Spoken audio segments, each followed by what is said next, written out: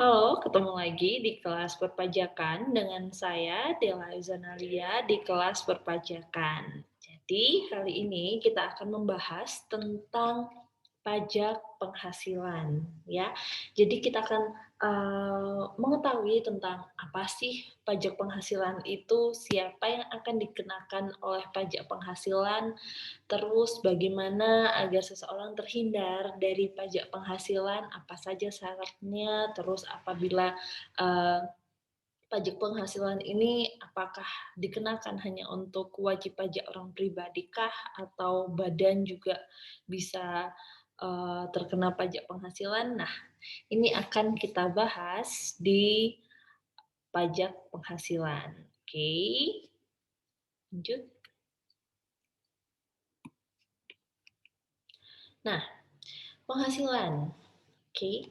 Sebelum kita masuk ke pajak penghasilan, alangkah baiknya kalau kita mengetahui tentang pengertian dari penghasilan itu sendiri. Jadi, penghasilan merupakan setiap tambahan kemampuan ekonomis yang diterima atau diperoleh oleh wajib pajak yang dapat dipakai untuk menambah kekayaan wajib pajak, baik yang berasal dari dalam Indonesia maupun dari luar Indonesia dengan nama dan dalam bentuk apapun. Jadi apapun yang bisa menambah kekayaan dari wajib pajak itu masuk dalam kategori penghasilan, seperti itu. Nanti apa saja kriteria dari penghasilan akan dibahas di slide selanjutnya. Oke. Nah, tadi ada penghasilan, sekarang kita masuk ke pajak penghasilan. Jadi apa sih pajak penghasilan itu? Pajak penghasilan merupakan pajak yang dipotong terhadap subjek pajak atas penghasilan yang diterima dengan nama dan dalam bentuk apapun. Dalam satu tahun ya, dalam 1 tahun pajak berdasarkan Undang-Undang Perpajakan yang berlaku. Nah, yang dimaksud dengan tahun pajak di sini itu ada tahun pajak ya. Tahun pajak itu apa sih? Tahun pajak. Jadi, yang dimaksud dengan tahun pajak itu sebenarnya sudah diatur dalam Undang-Undang Pajak Penghasilan. Ya, ini adalah tahun kalender. Sepanjang tahun buku tersebut meliputi jangka waktu 12 bulan. Jadi sebenarnya kalau tahun kalender itu kan dari Januari sampai Desember. Ini kan 12 bulan. Nah, ini yang dimaksud dengan tahun kalender. Tapi apakah bisa kalau seandainya perusahaan itu dia tahunan kalendernya itu dimulai dari bulan Maret sampai Februari? Apakah boleh? Boleh. Asalkan apa? Dia tetap jumlahnya adalah 12 bulan. Seperti itu. Itu yang dimaksud dengan tahun pajak. Nah, dasar hukumnya yaitu diatur pajak penghasilan ini diatur oleh Undang-Undang Nomor 7 Tahun 1983 tentang PPh sebagaimana telah disempurnakan terakhir. Jadi undang-undang ini sudah disempurnakan menjadi undang-undang yang seperti kita ketahui nomor 36 tahun 2008 beserta peraturan turunannya tentang pajak penghasilan. Siapa sih peraturan turunan dari undang-undang ini? Dia ada peraturan pemerintah, keputusan presiden, peraturan menteri keuangan, keputusan menteri keuangan, peraturan dirjen pajak, ya kan? Keputusan dirjen pajak. Nah, itu merupakan turunan dari Undang-Undang Nomor 36 Tahun 2008.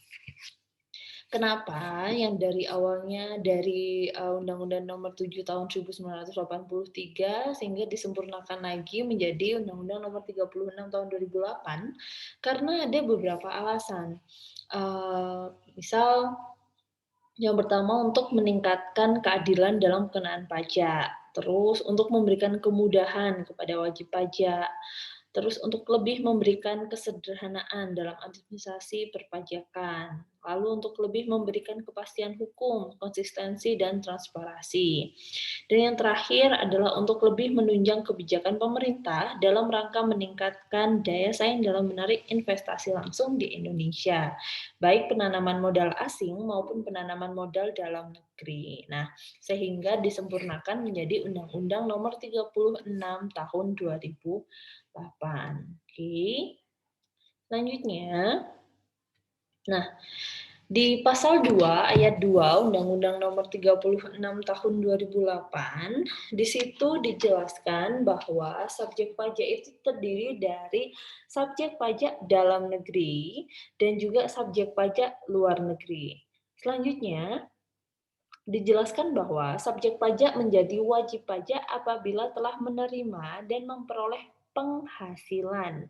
Sedangkan subjek pajak luar negeri ini menjadi wajib pajak sehubungan dengan penghasilan yang diterima dan diperoleh dari Indonesia, atau ini sumbernya dari Indonesia.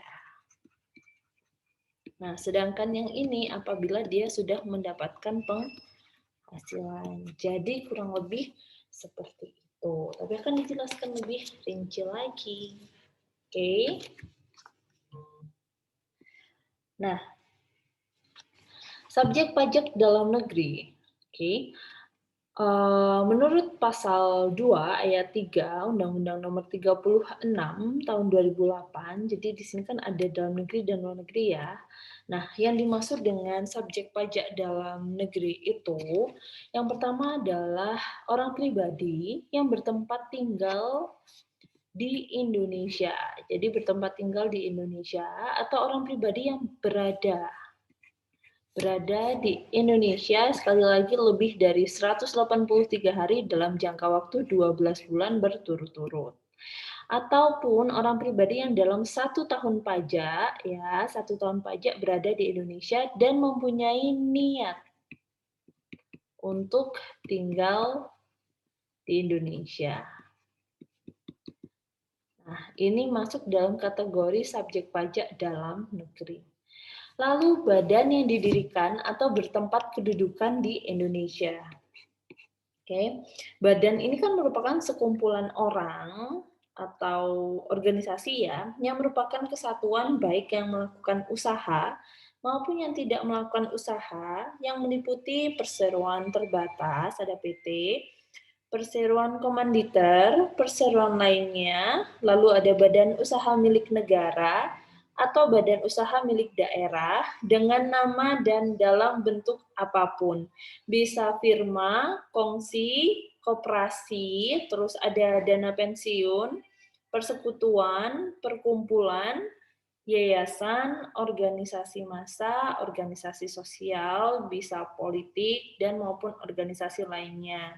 Nah, jadi badan usaha milik negara maupun milik daerah juga merupakan subjek pajak tanpa memperhatikan nama dan bentuknya. Jadi mau itu miliknya pemerintah ataupun milik daerah, dia tetap menjadi subjek pajak dalam negeri, seperti itu. Oke.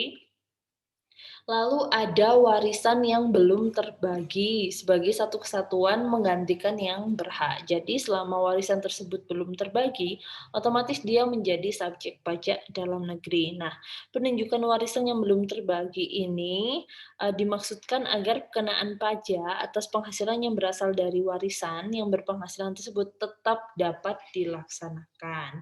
Itu untuk subjek pajak dalam negeri. Sedangkan selanjutnya ada subjek pajak luar negeri. Nah, untuk subjek pajak luar negeri sendiri di sini itu dia merupakan orang pribadi yang tidak bertempat tinggal. Jadi dia tidak harus bertempat tinggal di Indonesia atau berada di Indonesia tidak lebih dari 183 hari dalam jangka waktu 12 bulan, dan badan yang tidak didirikan dan tidak bertempat kedudukan di Indonesia yang menjalankan usaha atau melakukan kegiatan melalui bentuk usaha tetap di Indonesia. Lalu Orang pribadi yang tidak bertempat tinggal di Indonesia atau berada di Indonesia tidak lebih dari 183 hari dalam jangka waktu 12 bulan dan badan yang tidak didirikan dan tidak bertempat kedudukan di Indonesia dan tidak pula menerima atau memperoleh penghasilan dari Indonesia yang bukan dari menjalankan usaha atau melakukan kegiatan melalui bentuk usaha tetap di Indonesia. Itu merupakan subjek pajak luar negeri. Seperti itu. Nah, oke. Jadi apabila seseorang itu bisa mendapatkan apa ya, bisa kena, bisa bisa mempunyai kewajiban untuk membayar pajak penghasilan. Nah, bagaimana seseorang itu juga bisa berakhir kewajibannya untuk membayar pajak penghasilan. Itu diatur dalam pasal 2A Undang-Undang Nomor 36 Tahun 2008. Di sini dijelaskan bahwa tentang mulai dan berakhirnya kewajiban seorang wajib pajak dalam membayar pajak penghasilan. Oke, untuk orang pribadi yang bertempat tinggal di Indonesia atau berada di Indonesia lebih dari 183 hari dalam 12 bulan atau berada dan berniat untuk tinggal di Indonesia, jadi mulainya dia mendapatkan PPh atau berkewajiban untuk membayar PPh adalah saat dilahirkan di Indonesia. Itu sudah wajib untuk membayar PPh. Lalu sejak hari pertama berada di Indonesia. Oke. Nah, berakhirnya kewajiban untuk membayar PPh yaitu ketika dia meninggalkan Indonesia untuk selama-lamanya. Nah, itu berakhirnya kewajiban wajib pajak orang pribadi untuk membayar PPh. Lalu bagaimana dengan warisan yang belum terbagi? Jadi dimulai saat meninggalnya si pewaris. Oke, jadi ketika pewaris ini sudah meninggal, otomatis dia akan meninggalkan warisan. Nah, itu menjadi subjek pajak selama dia masih belum terbagi. Tetapi ketika warisan tersebut sudah dibagi, otomatis berakhir pula kewajiban untuk membayar pajak penghasilan. Begitu juga dengan badan, di sini pada saat badan tersebut didirikan atau bertempat kedudukan di Indonesia, ya. Lalu berakhirnya ketika badan tersebut dibubarkan dan dilikuidasi atau tidak lagi bertempat kedudukan di Indonesia, ya, dibubarkan, dilikuidasi atau tidak berada di Indonesia. Itu untuk subjek pajak dalam negeri. Bagaimana dengan luar negeri? Nah, itu juga kurang lebih sama seperti yang berada dalam negeri ya, karena otomatis dia apabila si subjek pajak luar negeri ini lebih ditekankan pada BUT-nya atau badan usaha tetapnya. Oke. Nah, selanjutnya ada pengecualian dari subjek pajak. Jadi ada beberapa wajib pajak yang dikecualikan untuk mempunyai kewajiban dari pembayaran pajak penghasilan. Nah, siapa saja? Yang pertama ada kantor perwakilan negara asing. Oke. Nah, kenapa kantor perwakilan negara asing ini tidak dibebankan pajak penghasilan? Karena dia mengikuti asas yang ada namanya kemarin sudah dijelaskan di pertemuan minggu lalu, yaitu asas apa? Coba. Bisa juga sambil nyari nih, lupa-lupa ingat. Oke, nanti kalau ketemu ya. Nah, jadi kantor perwakilan negara asing ini dikecualikan sebagai subjek pajak penghasilan seperti itu. Lalu ada pejabat-pejabat perwakilan diplomatik dan konsulat atau pejabat-pejabat lain dari negara asing. Asas timbal balik. Nah, itu betul, udah ditulis ternyata di sini. Dan orang-orang yang diperbantukan kepada mereka yang bekerja dan bertempat tinggal bersama mereka dengan syarat bukan warga negara Indonesia tidak menerima penghasilan lain di luar tugas dan jabatannya, serta negara yang bersangkutan memberikan perlakuan yang sama atau asas timbal balik. Lalu yang dikecualikan juga untuk pembayaran pajak penghasilan yaitu organisasi-organisasi internasional yang ditetapkan dengan keputusan dari Menteri Keuangan. Syaratnya yaitu Indonesia menjadi anggota organisasi tersebut, contoh PBB, terus PBB, WHO. Nah, itu kan kantor-kantornya juga ada di Indonesia. Tidak menjalankan usaha atau kegiatan lain untuk memperoleh penghasilan dari Indonesia.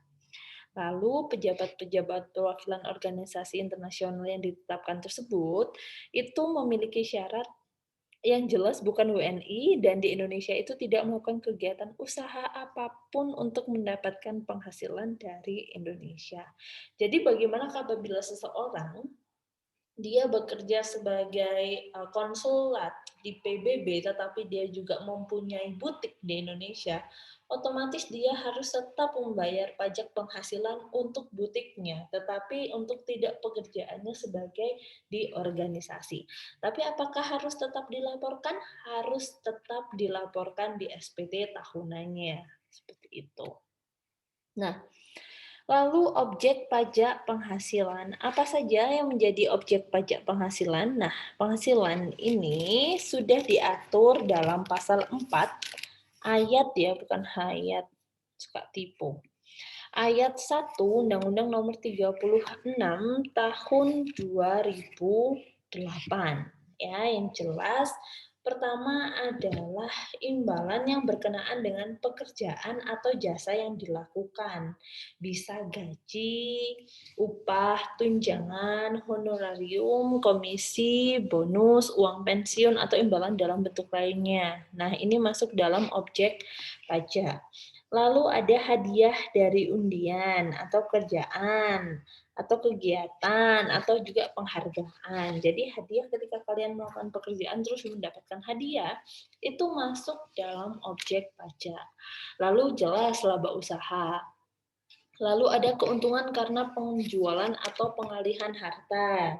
Sudah Budala jelaskan kemarin kalau seandainya kalian jual motor terus mendapatkan untungnya ini ada sebanyak 2 juta. Nah, ini juga masuk dalam objek pajak. Lalu ada bunga. Nah, bunga ini termasuk premium ya. Jadi bunga ini ada bunga premium, terus ada diskonto. Lalu ada imbalan karena jaminan pengembalian utang ya. Jadi premium ini terjadi apabila obligasi dijual di atas nilai nominalnya. Sedangkan diskonto ini terjadi apabila surat obligasi dibeli di bawah nilai nominalnya. Otomatis dia akan mendapatkan bunga ya kan. Nah, premium tersebut ini merupakan penghasilan bagi yang menerbitkan obligasi. Sedangkan diskonto merupakan penghasilan bagi pihak yang membeli obligasi. Jadi ini merupakan objek pajak penghasilan. Lalu ada dividen. Nah, dengan nama dan dalam bentuk apapun ya. Jadi dividen kan banyak. Contohnya pembagian laba baik secara langsung maupun tidak langsung. Lalu pembayaran kembali karena likuidasi. Terus pemberian saham bonus ya. Lalu pembagian laba dalam bentuk saham. Lalu ada juga bagian laba sehubungan dengan kepemilikan obligasi. Lalu bagian laba yang diterima oleh pemegang polis. Ataupun juga bisa pembagian sisa hasil usaha kepada anggota koperasi ya. Jadi kalau apabila kalian atau keluarga kalian ada yang ikut koperasi dan pasti di akhir tahun kan otomatis ada yang namanya SHU ya, sisa hasil usaha. Nah, hasilnya ini juga merupakan objek pajak penghasilan. Oke. Lalu ada royalti. Nah, royalti ini merupakan imbalan yang berhubungan dengan misal ya, ada hak atas harta tak berwujud misalnya hak pengarang nih, terus paten, merek dagang, terus paten, Nah, terus ada mungkin formula. Nah, formula atau resep. Nah, itu kan juga hak atas harga tak berwujud ya. Jadi dia mendapatkan royalti atas hal itu. Terus harta atas harta berwujud. Misal hak atas alat industri, ilmu pengetahuan, terus peralatan yang mempunyai nilai intelektual, misalnya industri khusus drilling ya seperti pengeboran minyak mungkin. Nah, ataupun juga royalti atas informasi, yaitu informasi yang belum diungkapkan secara umum. Walaupun mungkin belum dipatenkan, misalnya pengalaman di bidang tertentu yang belum disebarluaskan. Lalu ada premi asuransi, ya. Jadi premi asuransi ini juga masuk dalam objek pajak penghasilan. Kenapa premi asuransi yang diterima oleh perusahaan asuransi dari para peserta asuransi? Lalu mungkin ada sewa, mungkin kalian ada rumah terus kalian sewakan atau kos atau kontrak. Nah, ini penghasilannya juga masuk pada objek pajak. Atau mungkin keuntungan selisih kurs mata uang asing. Nah, kok bisa sih selisih kurs mata uang asing menjadi objek pajak? Karena kan mungkin terjadi fluktuasi ya. Jadi yang awalnya kalian membeli dolar, 1.000 dolar dengan harga 10.000, tetapi pas kalian jual ternyata harga dolar itu naik menjadi 14.000. Otomatis kan kalian mendapatkan selisih sekitar 4 juta, ya kan? Nah, ini masuk dalam objek pajak. Seperti itu. Selanjutnya, nah, ada objek pajak yang dikenakan pajak, tapi juga ada objek pajak yang tidak dikenakan pajak. Oke. Nah, menurut pasal 4 ayat 3, sekali lagi ayat bukan hayat, Undang-Undang Nomor 36 Tahun 2008, jadi ada beberapa penghasilan yang tidak termasuk sebagai objek pajak dan tidak dikenakan pajak penghasilan. Yang pertama yaitu ada bantuan atau sumbangan, termasuk di dalamnya zakat dan harta hibahan ya. Jadi mungkin ini zakat yang diberikan oleh amil zakat ya, atau mungkin harta hibahan yang diberikan oleh keluarga saudara, atau mungkin harta hibahan yang diberikan kepada bidang pendidikan mungkin, atau bidang keagamaan mungkin. Nah, ini juga tidak bisa dijadikan sebagai objek pajak. Lalu warisan. Ya, sekali lagi warisan yang sudah dibagikan itu tidak bisa menjadi objek pajak. Nah, lalu pembayaran dari perusahaan asuransi kepada orang pribadi sehubungan dengan asuransi kesehatan, asuransi kecelakaan, asuransi jiwa, asuransi beasiswa. Jadi apabila contoh kalian mendapatkan ganti rugi tentang asuransi kesehatan ataupun asuransi beasiswa. Nah, ini uang yang kalian terima itu tidak bisa dijadikan objek pajak. Oke. Lalu beasiswa yang memenuhi persyaratan tertentu berdasarkan peraturan Menteri Keuangan dan lain sebagainya.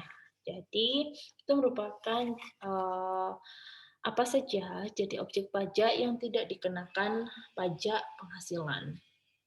Nah, selanjutnya ada tarif pajak penghasilan dari pasal 17 Undang-Undang Nomor 36 Tahun 2008. Jadi ini merupakan tarif pajak yang dikenakan yang pertama kepada orang pribadi, ya. Ini akan Budala bahas di pertemuan selanjutnya tentang perhitungannya. Tapi sekarang kita lihat gambarannya seperti apa. Jadi jika jumlah penghasilan ini adalah penghasilan per tahun, ya, bukan per bulan. Ketika jumlah penghasilan adalah 50 juta per tahun, maka tarif pajak penghasilannya adalah sebesar 5%. Oke. Di atas 50 juta sampai 250 juta adalah 15%. Di atas 250 sampai dengan 500 juta adalah 25% dan di atas 500 juta itu ada 30%. Bagaimana perhitungannya? Itu akan dibahas di minggu depan.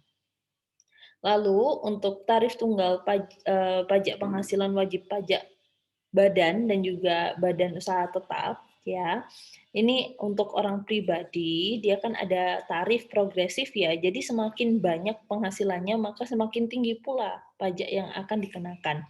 Tetapi untuk wajib pajak badan dan BUT, tarifnya adalah tunggal sebesar 25% untuk tahun pajak 2010 sampai dengan sekarang.